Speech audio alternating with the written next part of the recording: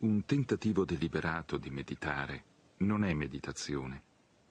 Deve accadere, non può essere provocata. La meditazione non è un gioco della mente e neppure del desiderio o del piacere. Tutti i tentativi di meditazione non sono che il suo esatto diniego. Ogni forma di meditazione porta inevitabilmente all'inganno, all'illusione, perché il desiderio acceca. Sii solamente consapevole di ciò che stai pensando e facendo, e nient'altro. L'abilità del fare sta nel vedere, nell'ascoltare. One needs psychological security to depend on something, to possess something that is unbreakable. So we invent a belief. Belief in God, belief in something or other. It's invented by thought. And that invention we think is necessary to be secure. I am a Christian, I believe in a Savior, I worship, I hold on to that. And they do the same in India, all over the world, with their own particular form of belief and faith. And when you look at it closely, intellectually even, and if you look at it much more deeply, it is fear. Fear of not being anything. Fear of losing what your experiences, your values, all that. And we hold on to something that is illusory. When man, seeking security, finds some kind of thing, however illusory, however neurotic, he clings to it. And you will fight for it, kill for it. You've seen all this. So, is there any security at all, psychologically? Please think it over. Let's talk it over together. I want security psychologically. I find security in the belief of nationalism. I find security in God. If I don't find it in God, I find it in some theory, in some ideal, or go off abroad to the Asiatic world and find something that they have thought out for the last 3,000-4,000 years. So I'm always seeking that security. And intellectually, I see the absurdity of it, the foolishness of it, the illogicality of it. But yet, emotionally, I want to have something in me that is I can rely on.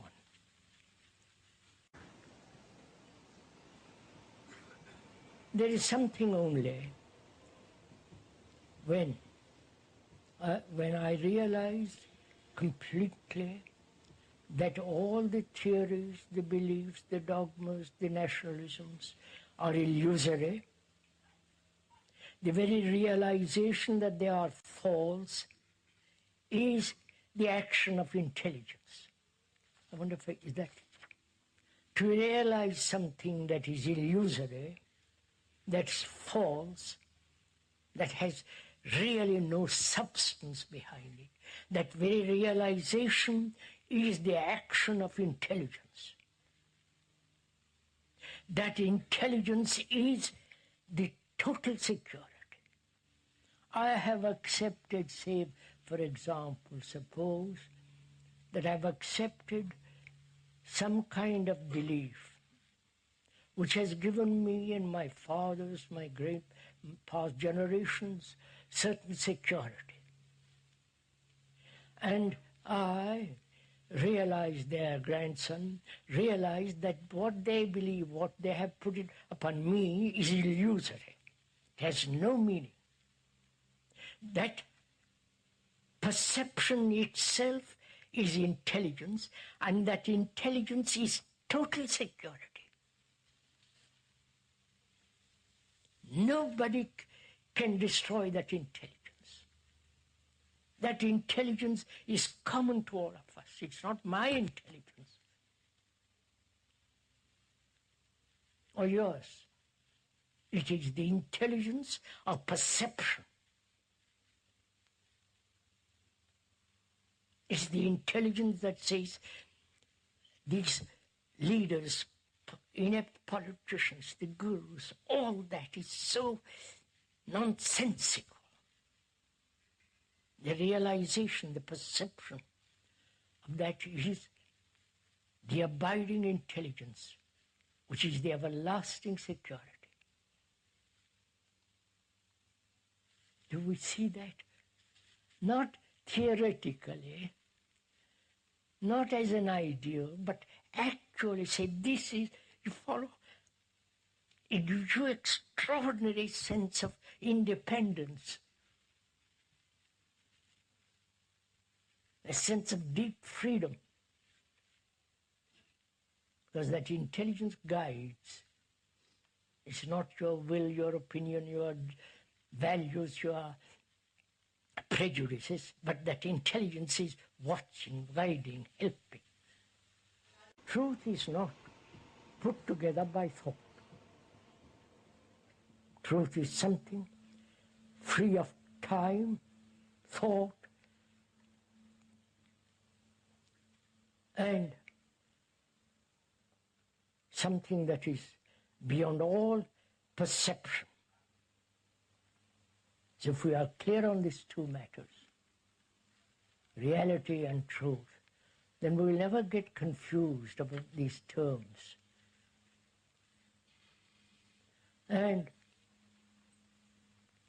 it is only intelligence that can perceive that which is eternally true. Not sacrifice, worship, prayer, all that thing. They're all done, or the instigation of thought, or the invention of thought. But truth demands compassion, love, and that with compassion and love goes intelligence. Intelligence is not separate from compassion.